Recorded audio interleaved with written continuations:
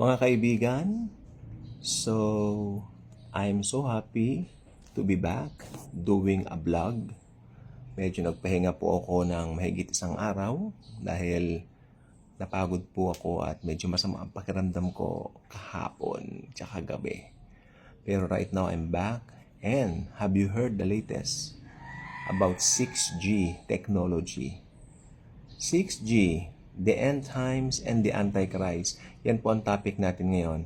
Meron po akong 5 punto mula sa Biblia. Okay, mga tinatawag nating verses.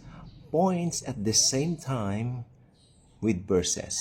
Hindi tayo pwede magbigay dito ng parang, binigay ko lang yung kahulugan ng 6G without even explaining the verses connected unto it.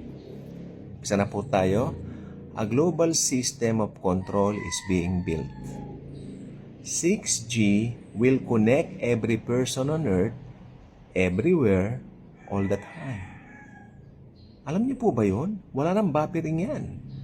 Because every person on earth will be connected, everywhere, all the time.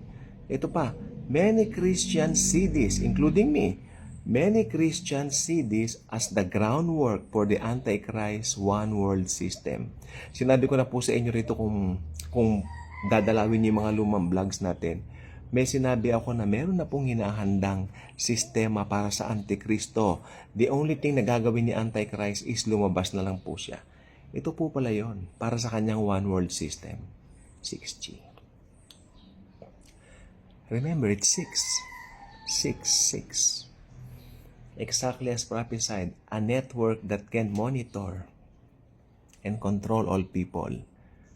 Oh my Lord, it's coming. He causes all. Ito, Revelation 13:16-17. Ito ang verse ko sa inyo. He causes all, both small and great, rich and poor, free and slave, to receive a mark on their right hand or in their foreheads. It's either sa kamay yan o sa forehead, no?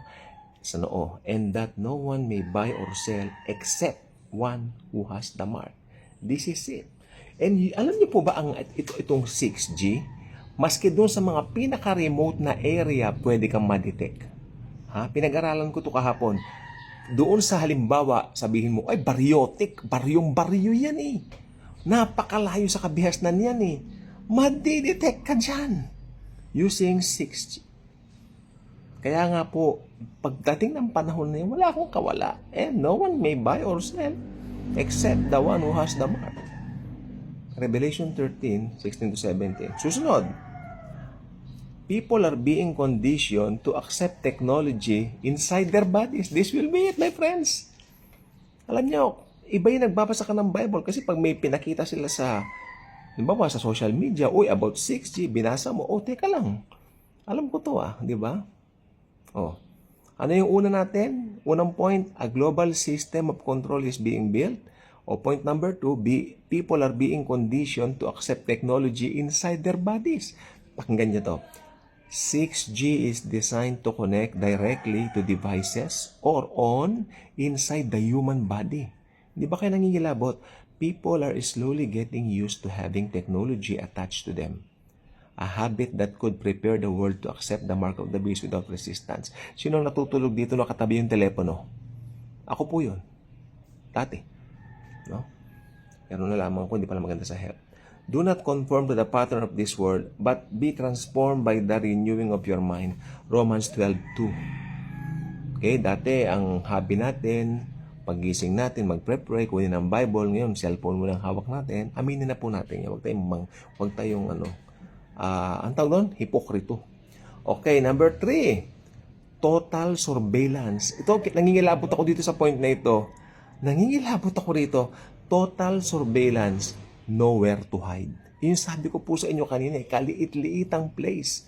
Taguan mo man, talagang madedetect ni Antichrist yung mga ayaw magpatatak sa kanya. Walang mapagtataguan. With 6G's speed and satellite reach, no place will be truly private. The matches, or should I say, this matches the Bible's warning of a coming one world ruler who will see, track, and control everyone on earth. A level of power only possible with advanced technology. With the 5G, it's too impossible for him to do that. No, may mga ibang lugar ang 5G na hindi kaya eh. Kaya alam niyo ba yung 6G is 100 times better than 5G? 6G is 100 times better than 5G. Alagay ko, this will be the last G. Wala na siguro magiging 7G kasi end time na talaga. For me ha, ewan ko lang po sa inyo. Paki-comment naman po sa baba please. I want your reaction. Okay, Luke 12:2. For there is nothing hidden that will not be disclosed, and nothing concealed that will not be known or brought out into the open. Itong Bible na to, Luke 12, tungkol ito sa Diyos. Pero ito po, pwede mong i-apply ngayon sa nangyayari sa 6G. Lahat maaabot ng 6G. Susunod. Number 4 na po tayo. Nakatutok ba kayo dito? Okay na. Mabilis lang po tayo. Number 4, a cashless ID-based economy. Exactly as foretold. TikTok itong ginamit ko kasi mas maganda ang tunog. Pag napapakinggan nyo, mas pulido. A cashless ID-based economy. Cashless. It's a cashless one, my friends. Exactly as foretold in the book of Revelation. 6G enables digital identity and buying and selling without cash. Oh, nung una for protection, siguro takot ka sa mga hold-upper, mga snatcher and all that, snatch ang pera mo. Kaya pag narinig mo tungkol sa cashless society way back in the late 1990s, that's heaven. Ay oo nga, no? Hindi na ako magdadala ng ika ng ng aking pera dahil, di ba, cashless na. Pero alam nyo, ito na yun. Pakinggan nyo ha. A cashless ID. Base economy exactly as foretold in the Bible. 6G enables digital identity and buying and selling without a cash. Controlled through a global network. Pag sinabi pong global network dito, I mean it's true global network. May control. Nakamasid. Lahat alam. Walang palya. Sa ngayon, pwedeng pumalya ang 5G, sabi nung iba eh. Pero ngayon, itong 6G, hindi papalya ito. Mga kaibigan ko, kaya this is the best time ma-born again na po kayo, makasama sa rapture. Mahirap po talaga. I'm telling you. The Bible said, the beast will control all trade. Lahat ng anumang sangay, ng mga kalakaran, lahat makakapasok ang beast, ang Antikristo. Kukontrolin nga niya ang mundo. You cannot buy or sell without his mark. Ito yung 666, the number of a man. Kaya nga po, tingnan natin mabuti. This makes 6G possible on a worldwide scale. Possible na possible si 6G. Inaaral ko nga kahapon, sabi ko, wow. Palagay ko ito ng last, wala na magiging 7G dahil na-rapture na tayo noon. And that no one may buy or sell except one who has the mark or the name of the beast or the number of his name. Talaga naman po. Talagang naka-exclusive sa kanya. Bilisan natin dahil ang TikTok nagmamadali yung oras. Pag exciting, mabilis. Knowledge increases, but so does the danger. Haha! Talaga. Pero sa ating mga Kristyano, danger pa ba yung alam na natin mangyayari? I don't think so. Dahil iba na po nag-aaral. Kung hindi ka nag-aaral, masyasyak ka dito. Bahala ka. Knowledge increases, but so does the danger.